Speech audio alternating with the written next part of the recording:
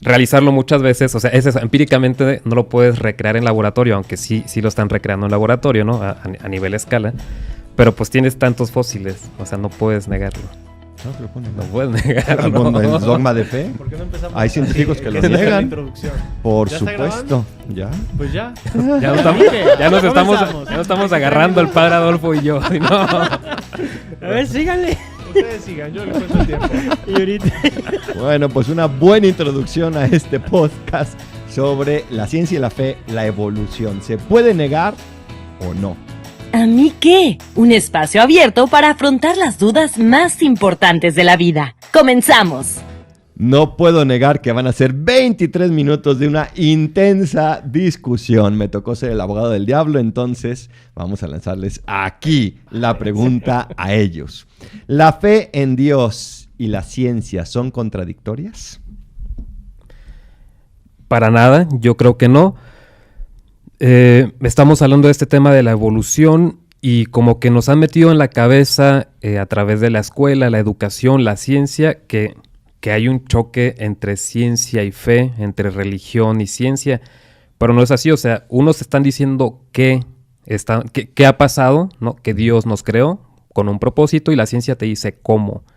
Había escuchado una vez hablando de la Biblia, ¿no?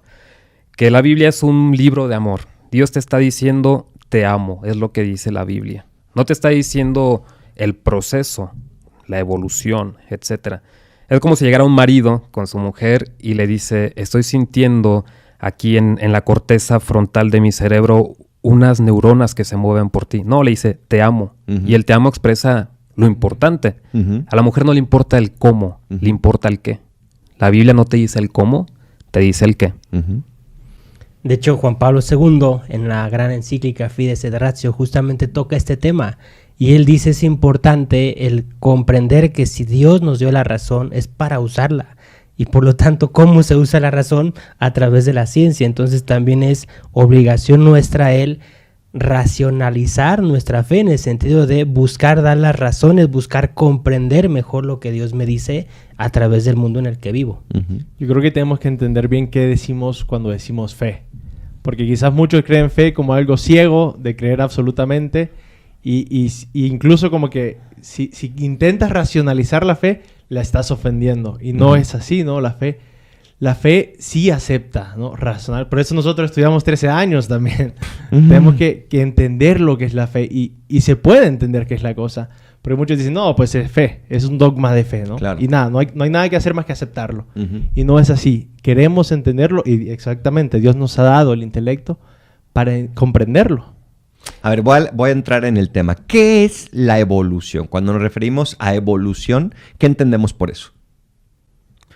Pues la teoría, ¿verdad? Que empezó Darwin, de que la vida empezó a partir de una célula pequeña y fue desarrollándose progresivamente en seres más complejos, ¿verdad? Tenemos los reptiles, mamíferos, y luego esos mamíferos, los orangutanes, chimpancés, y luego pasó al ser humano, ¿no? Uh-huh. Es el desarrollo progresivo de la vida. Y, a ver, entonces, ¿cómo creó Dios al mundo? O sea, Dios al mundo, la Biblia, justamente volviendo al Padre Israel, ¿no? Nos dice que lo creó de la nada. Uh-huh. Y en este sentido tenemos que comprender que el mundo es material, ¿no?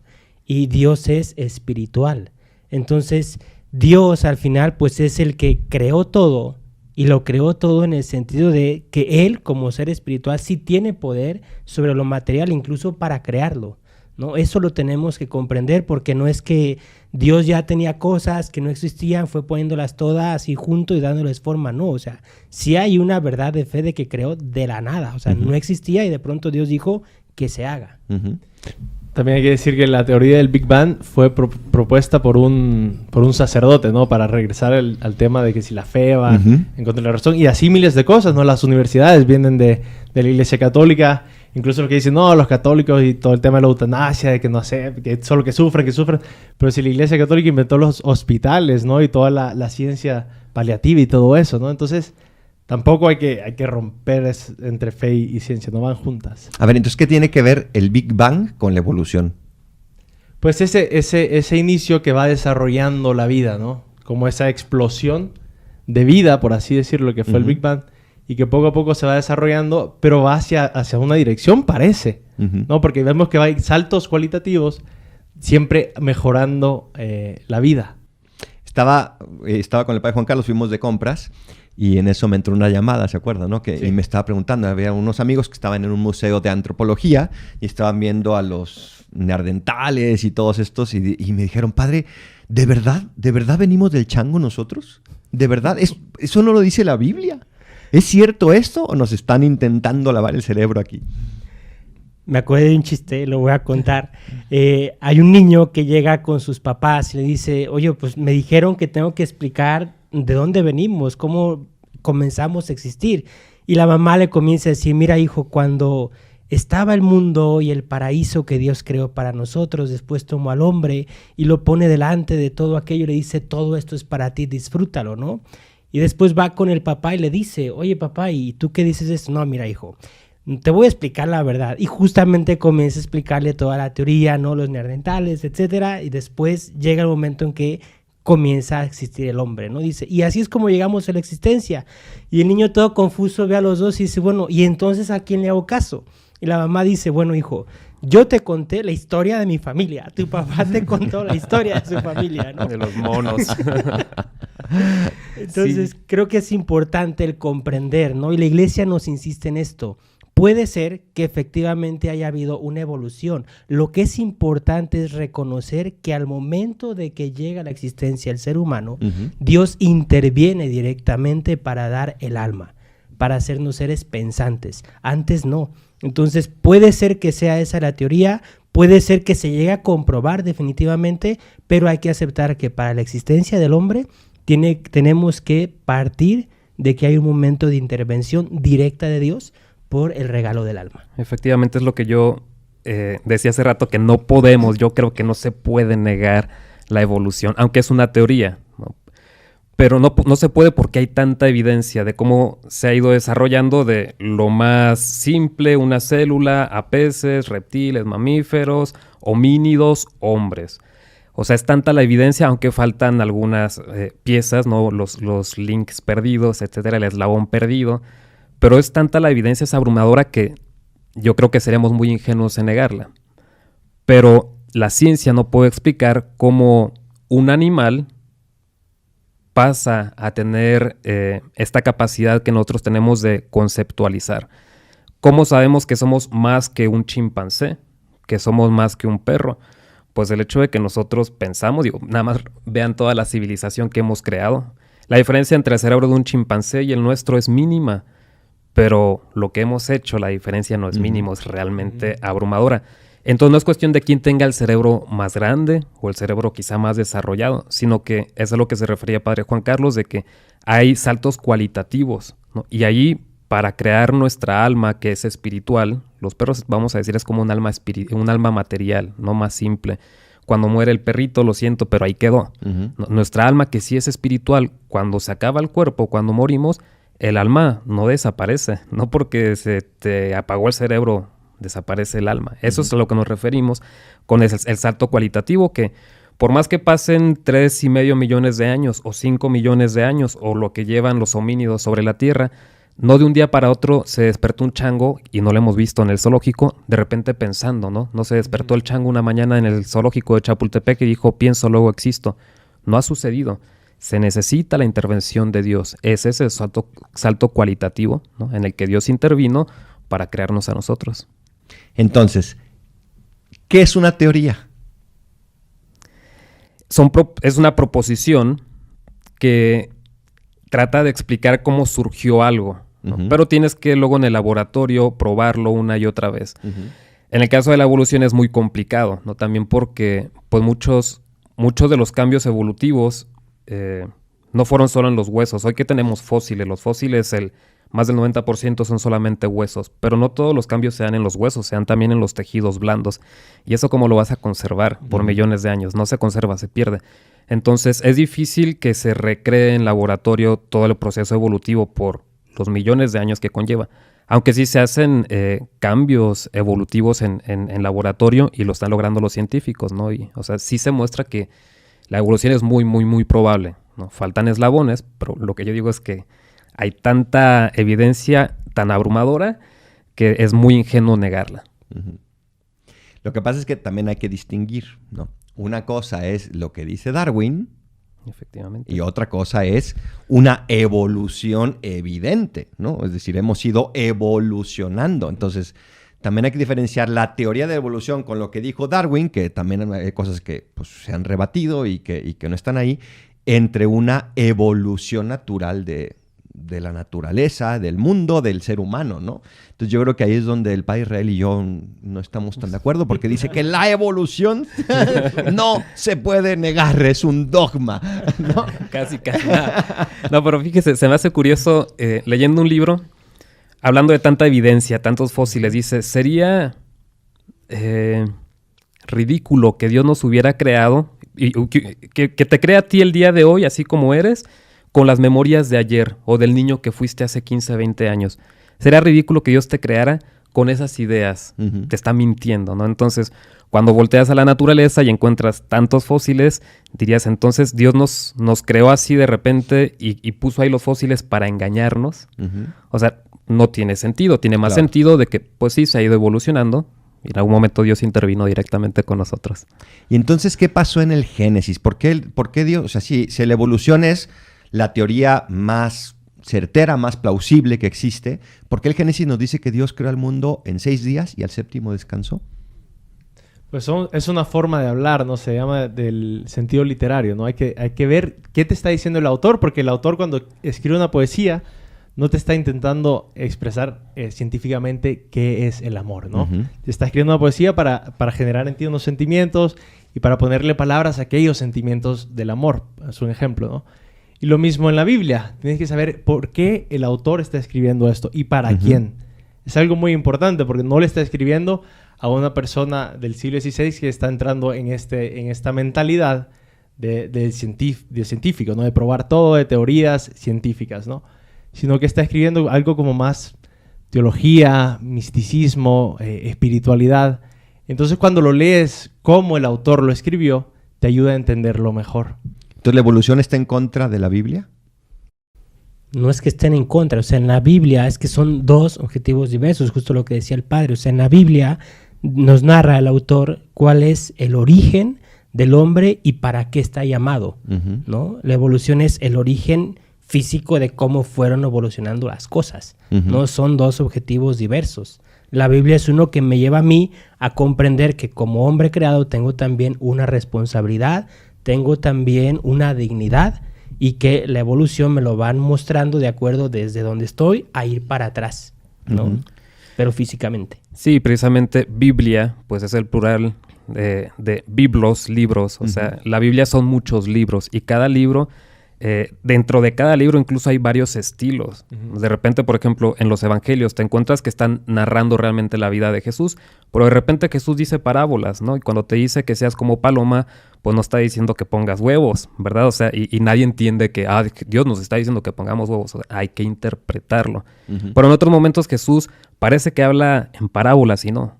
Coman mi cuerpo y beban mi sangre. Y eso es de verdad, ¿no? Uh-huh. Entonces hay que saber interpretar cada libro y realmente cada línea del libro en su contexto y pensando qué es lo que quería decir el autor.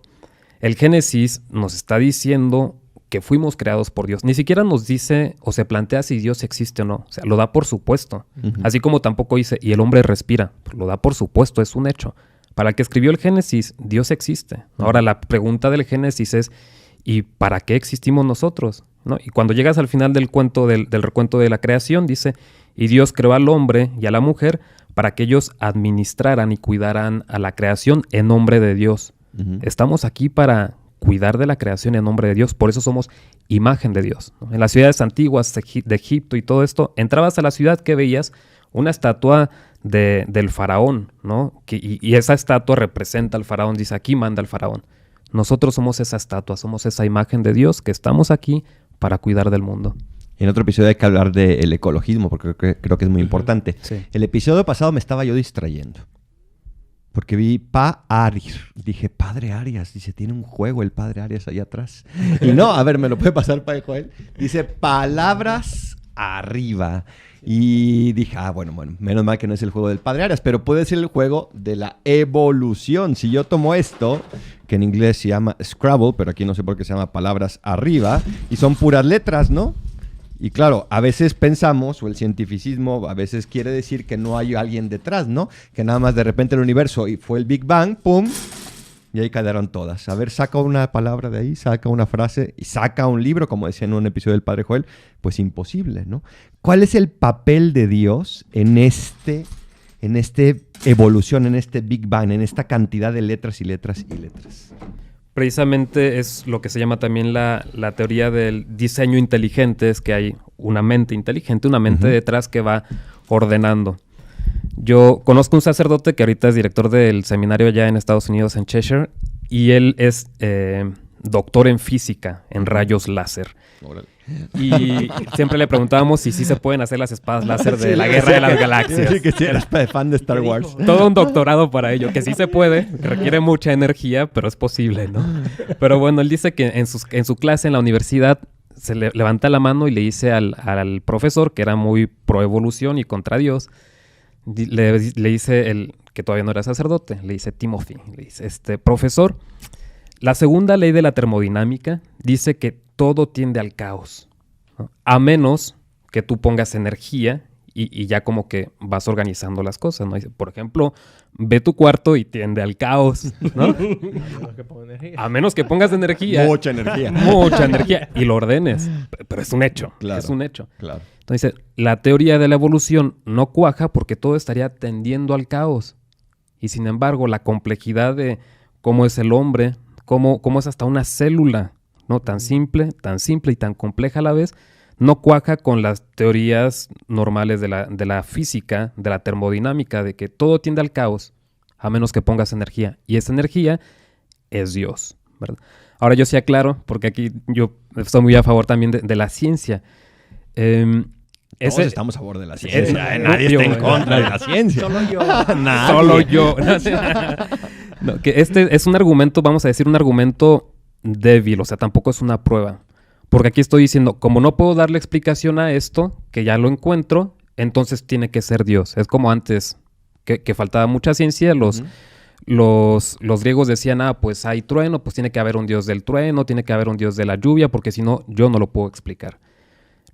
Los que no creen en Dios dicen, algún día vamos a llegar a explicar todo, pero todo. De momento no, pero danos unos miles de años más y vamos a llegar, ¿no? Pero entonces es un argumento débil en el sentido de que simplemente porque decimos hay un hueco aquí, por lo tanto Dios es el que lo creó, ¿no?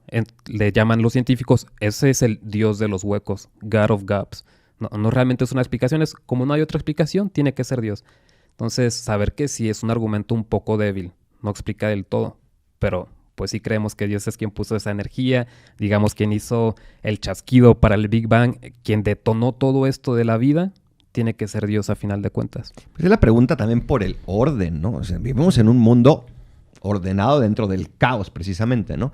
Pero un mundo ordenado, un mundo equilibrado, me atrevo a decir, no un mundo, un universo ordenado, porque si no habría todos esos, pues, estrellas que chocan y chocan y chocan sin ningún sentido, pero hay un orden y unas leyes. ¿En qué cambia en la ciencia nuestra creencia sobre Dios? El caos. Leí yo una interpretación del Génesis, que de hecho el libro del Génesis no dice que Dios creó de la nada. Eso lo dice el segundo libro de los Macabeos, ¿verdad? Pero el libro del Génesis, al parecer, como que, o quien escribió el Génesis tiene una concepción de que ya estaba la materia y que empieza a ser Dios. El primer día separa, ¿verdad?, la luz de la oscuridad. Había caos y empieza a poner orden. El segundo día, pues está todo es agua y empieza a separar el agua de arriba, que para ellos el cielo es agua, ¿verdad? Y las aguas de abajo. Eso es el segundo día. El tercer día, pues separa, todo era agua aquí abajo y separa el agua de la tierra seca, de la tierra firme. Entonces eso que usted dice de el orden que Dios viene a poner. Ya el cuarto día Dios adorna el cielo con el sol y la luna. El quinto día adorna el cielo con las aves y el agua con los peces. Y el sexto día adorna la tierra ya con todos los animalitos y con el hombre. No es decir, Dios es quien pone el orden. Y no solamente, digamos, en la creación, sino en la vida. Entonces, una interpretación del Génesis es que Dios es quien da el orden. Y si en tu vida quieres orden, necesitas poner a Dios, no necesitas excluirlo. Que la Biblia es una respuesta al pecado del hombre, ¿no? De cómo Dios viene a restaurarnos, cómo Jesús viene a sanarnos. Entonces, si quieres sanarte, si quieres realmente cumplir con tu propósito en este mundo, tienes que dejar entrar a Dios. Tienes que dejar que Él vuelva a tomar control de tu vida y del mundo. Ahora, hemos estado hablando del primer relato de la creación, pero hay 2 relatos sobre la creación que no son los mismos y que están escritos presumiblemente por 2 personas distintas o 2 grupos de personas distintas. En el primer relato se crea al hombre en cuanto ser humano. En el segundo relato se nos habla que se crea a Adán y a Eva. ¿Dios creó nada más a Adán y a Eva o creó a muchos seres humanos? ¿Cómo es posible que de simplemente una pareja ahorita seamos miles de millones de personas? Esas son de las cosas muy interesantes que vamos a conocer en el cielo, si realmente fue nada más Adán y Eva o si fue un grupo, ¿no? La teología no se define sobre ello, se llama monogénesis, si fue nada más una pareja, o poligénesis, si fue todo un grupo al que Dios le inspiró el alma, le sopló el alma. Pero la cuestión es que lo importante ahí es que Dios nos creó, ¿no? Cuando dice la Biblia que Dios nos creó del polvo, se refiere a que Dios nos creó con lo que estaba en la naturaleza, ¿no? Y ahí puede entrar también la teoría de la evolución, ¿no? Es todo esto, digamos, en sentido figurado.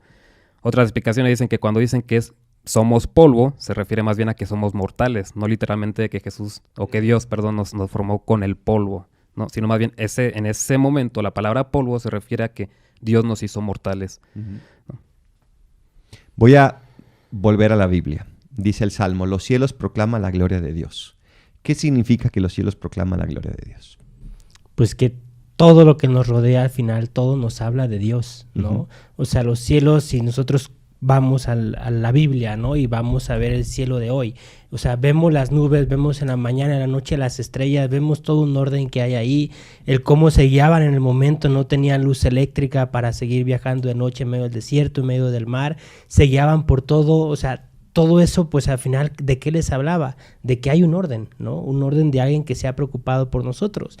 El agua que cae del cielo, ¿para qué? Para irrigar la tierra, tener los frutos. Entonces, todo en ese sentido habla de esa maravilla de Dios. Ayer nos estábamos comiendo unos gansitos, ¿no? En la cena. Y decíamos, es que, no, cuando éramos chicos sabían distinto, ¿no? Sí. Esos sabores de la niñez que te recuerdan ¿a quién? A tu mamá, ¿no? Que te recuerdan a alguien que lo hizo, perdón.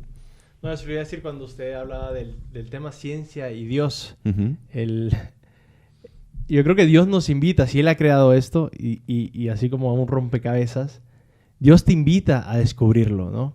Usando tu mente y como comunidad también, ¿no? Porque hay personas que se dedican especialmente a estudiar pues, las estrellas, ¿no? ¿Y cuánto tenemos que aprender de esas personas? Pero sí, un Dios que ha hecho todo te invita a conocerlo a través de todo esto, a través de la ciencia. Puedes conocer a Dios.